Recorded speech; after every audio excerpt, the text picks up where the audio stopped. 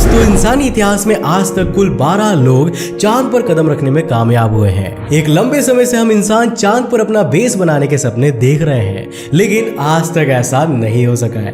मुद्दे की बात करें तो मुद्दे की बात यह है कि जिस चांद पर रहने के सपने हम इंसान देख रहे हैं, उसी चांद पर धरती का एक जीव ऑलरेडी पहुंच चुका है और वो वहां पर जिंदा भी है। मतलब शायद हाँ या शायद नहीं।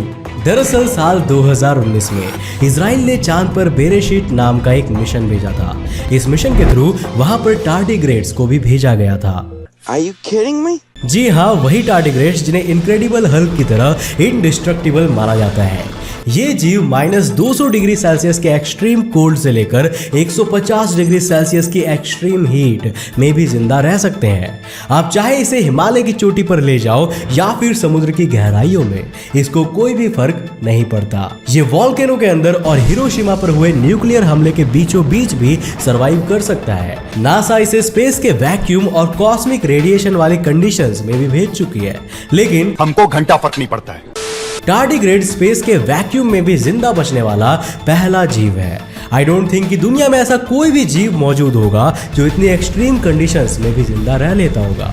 लेकिन क्या टार्डिग्रेड्स चांद पर भी जीवित हैं? और आखिर इजराइल ने चांद पर टार्डिग्रेड्स को भेजा ही क्यों? इन सभी सवालों के जवाब आपको मिलने वाले हैं आज के इस वीडियो में। तो हेलो गाइस, मैं कौशिक और चलिए शुरू करते हैं आज के इस एपिसोड को। दोस्तों, जैसा कि मैं आपको बार बार बताता रहता हूं कि इस असीम ब्रह्मांड में खतरे ही खतरे भरे हुए हैं। कोई नहीं जानता कि कब कौन सा खतरा आकर धरती को बर्बाद कर दे और यहां से जीवन का नामो निशान मिटा दे। अगर हम अपने अस्तित्व को बचाना चाहते हैं और इंसानी सिविलाइजेशन को अमर बनाना चाहते हैं, तो हमें इसे धरती के बाहर दूसरे ग्रहों पर भी पहुंचाना होगा। और कुछ यही मकसद आर्क मिशन फाउंडेशन का भी है। ये साल 2016 में स्टैब्लिश की गई एक नॉन प्रॉफिट ऑर्गेनाइजेशन है। इसका मकसद इंसानी नॉलेज को सोलर सिस्टम के हर पोटेंशियली हैबिटेबल ऑब्जेक्ट तक पहुंचाना है। 22 फरवरी साल 2019 को इस फाउंडेशन ने इजराइल की 2 कंपनीज स्पेस आयल और इजराइल एरोस्पेस इंडस्ट्रीज के साथ मिलकर बेरेशिट नाम का एक मिशन मून पर भेजा था। बेरेशिट हिब्रू लैंग्वेज का एक वर्ड है जिसका मतलब है बुक ऑफ जेनेसिस। जूइश धर्म में बुक ऑफ जेनेसिस उस किताब को कहा गया है जिसमें दुनिया की शुरुआत के बारे में लिखा हुआ है। इस मिशन के थ्रू एक लूनार प्रोब और एक छोटा रोबोटिक लैंडर भेजा गया था। बेरेशिट मिशन के थ्रू इजराइल ना सिर्फ चांद पर लैंडिंग करने वाला था, बल्कि इसके थ्रू एक बेहद इंटरेस्टिंग चीज चांद पर भेजी जा रही थी, और वो थी लूनार लाइब्रेरी टाइम कैप्सूल। आपको बता दूं कि इस मिशन के थ्रू वहां पर जो टाइम कैप्सूल भेजा गया था उसमें 3 करोड़ पेजेस से भी ज्यादा का डेटा मौजूद था। इसमें विकिपीडिया के इंग्लिश वर्जन की फुल कॉपी, एक वेरेबल रोजेटा डिस्क, कई ड्राइंग्स और बुक्स, होलोकॉस्ट को सरवाइव करने वाले लोगों की यादें, इजराइल का नेशनल एंथम, वहां का फ्लैग और कुछ नेशनल सिंबल्स भी थे। इसके अलावा इस टाइम कैप्सूल में इंसानों और कई जानवरों के जेनेटिक सैंपल्स थे, और मोस्ट इंटरेस्टिंगली इसमें ढेर सारे टार्डिग्रेड्स भी भेजे गए थे। इन टार्डिग्रेड्स को वहां पर टून स्टेट में भेजा गया था। टून स्टेट का मतलब होता है डिहाइड्रेटेड स्टेट। सिंपल वर्ड्स में तो उनकी बॉडी से सारा पानी सोख लिया गया था। अब आप सोच रहे होंगे कि भाई उन्हें ऐसी कंडीशन में वहां क्यों भेजा गया था? तो भाई इसका रीजन है मेटाबॉलिज्म। अब दोस्तों, आपको मेटाबॉलिज्म के बारे में तो पता ही होगा। मेटाबॉलिज्म शरीर की वो प्रोसेस है जिसमें हम जो भी खाते या पीते हैं उससे शरीर एनर्जी को प्रोड्यूस करता है। ये सारी बातें तो हम लोग स्कूल से ही पढ़कर समझ जाते हैं, है ना? बट यार, पैंडेमिक के बाद से हम सभी को ऑनलाइन शिफ्ट होना पड़ा है। स्कूल्स हो या ऑफिस, दोनों ही ऑनलाइन हो गए हैं। अब स्कूल्स ऑनलाइन होने में काफी बच्चों को तकलीफ आई आदत डालने में और प्रॉपर तरीके से कॉन्सेप्ट को समझने में। लेकिन इन सब चीजों का एक सोल्यूशन है अनअकैडमी के पास। आप लोग सभी बिल्कुल फ्री में अनअकैडमी स्पेशल क्लासेस अटेंड कर सकते हैं और अनअकैडमी के आस्क डाउट फीचर के थ्रू अनलिमिटेड डाउट्स पूछ सकते हैं। स्पेशल क्लासेस में आप लाइव और रिकॉर्डेड वीडियोस को देख सकते हैं और हर क्लास के बाद आपको PDF नोट्स भी मिलते हैं। इसके अलावा आप क्लासेस के वक्त इंडिया टॉप एडुकेटर से चैट भी कर सकते हैं। आस्क डाउट फीचर को यूज करने के लिए आप अपने सवाल को स्कैन करके इसे ऐप पे अपलोड कर दीजिए।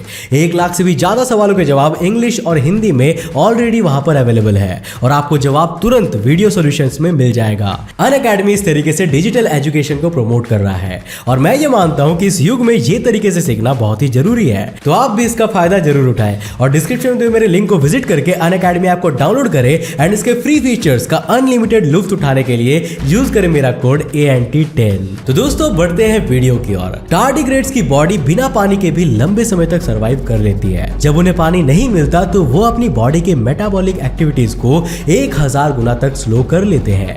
ऐसी कंडीशंस में वो अपने सर और पैरों को फोल्ड करके एक बॉल का शेप ले लेते हैं और काफी लंबे समय तक ऐसे ही रह सकते हैं। अब यहाँ तक तो आपको इस मिशन में सब कुछ थोड़ा अनबिलीवेबल और काफी कुछ सुलझा हुआ लग रहा होगा, लेकिन रुको जरा, सब्र करो। 11 अप्रैल साल 2019 को जब इसके लैंडर को मून की सरफेस पर लैंड कराया जा रहा था, उस समय कुछ टेक्निकल एरर के कारण बेरेशीट लैंडर ने अपना संतुलन खो दिया और ये चांद की सरफेस से जाकर जोर से टकराया और क्रैश हो गया। तो क्या ये लैंडर तबाह हो गया और सारे टार्डिग्रेड्स मर गए? खत्म, bye bye, tata, good bye, गया। शुरुआती इन्वेस्टिगेशन के बाद तो यही बताया गया था। जब नासा ने अपना लूनर रिकॉग्निशंस ऑर्बिटर यानी कि LRO उस जगह के ऊपर से पास कराया था जहां बेरेशीट लैंडर के गिरने की संभावना थी, तो उन्हें वहां पर इसके मलबे के होने की जानकारी मिली थी। हालांकि ऐसा माना जा रहा है कि इस क्रैश इंसिडेंट के बाद भी उस स्पेस कैप्सूल में मौजूद टार्डिग्रेड्स जिंदा बच गए होंगे। टार्डिग्रेड्स को पहले भी स्पेस की वैक्यूम में छोड़ा जा चुका है और वो वहां सर्वाइव भी कर चुके हैं, तो इसकी बहुत ज्यादा चांसेस है कि अगर वो कैप्सूल बहुत ज्यादा ही बुरी तरह डैमेज ना हुआ हो तो टार्डिग्रेड्स अभी भी वहां जिंदा बच गए होंगे। हालांकि हमें ये बात भी नहीं भूलनी चाहिए कि वो टार्डिग्रेड्स डिहाइड्रेटेड फॉर्म में वहां पर भेजे गए थे और अभी भी वो ऐसे ही होंगे। कैप्सूल के टूट जाने के कारण अब वो टार्डिग्रेड्स मून की सरफेस पर मौजूद होंगे। वैज्ञानिकों के अनुसार वो टार्डिग्रेड्स लंबे समय तक इस कंडीशन में सर्वाइव कर सकते हैं, लेकिन लंबे समय का मतलब हमेशा नहीं है।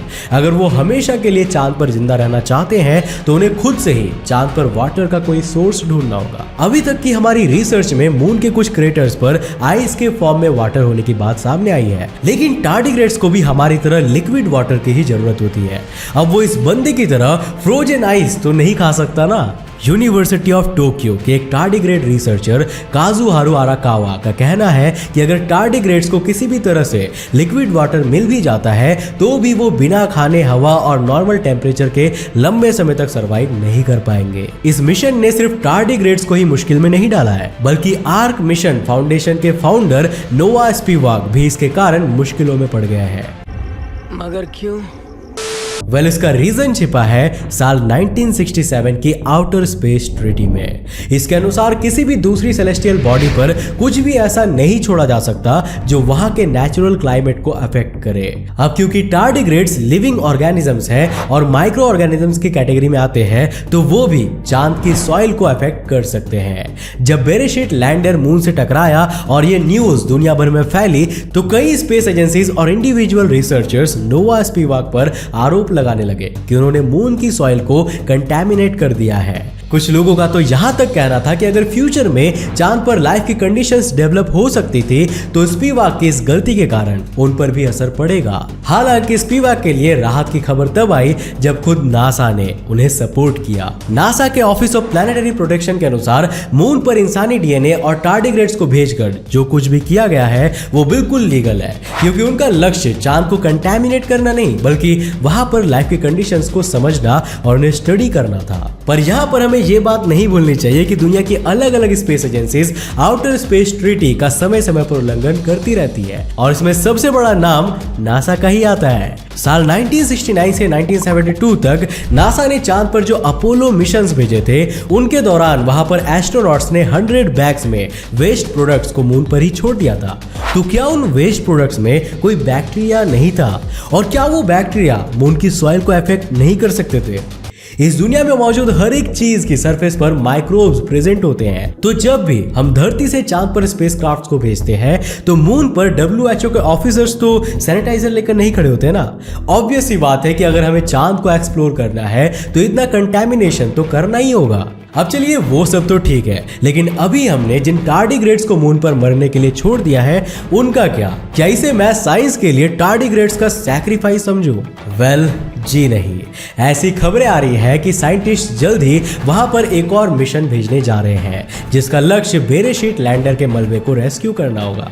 साल 2024 में प्लान्ड ये मिशन उन टार्डिग्रेड्स का पता लगाने और मोस्ट प्रोबेबली उन्हें जिंदा बचाने के लिए भेजा जाएगा। और केवल यही नहीं बल्कि आर्क मिशन फाउंडेशन का कहना है कि आने वाले सालों में वो चांद के बाद मंगल पर भी ऐसा ही एक टाइम कैप्सूल भेजने वाले हैं और हर एक सक्सेस के बाद वो अपनी डेस्टिनेशन को एक स्टेप आगे बढ़ाते जाएंगे। इस तरह अल्टीमेटली वो पूरे सोलर सिस्टम में हमारी नॉलेज और हमारे एग्जिस्टेंस को स्प्रेड करना चाहते हैं।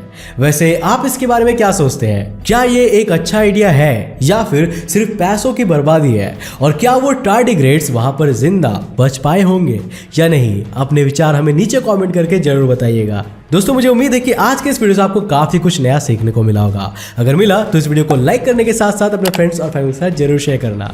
अगर आप नए हो इस चैनल पे तो आपको पता है ना क्या करना है, इस चैनल को सब्सक्राइब करना है और नोटिफिकेशन बेल ऑन करना है ताकि आप देख सको हमारे वीडियो सबसे पहले। तब तक के लिए बाय, जय हिंद।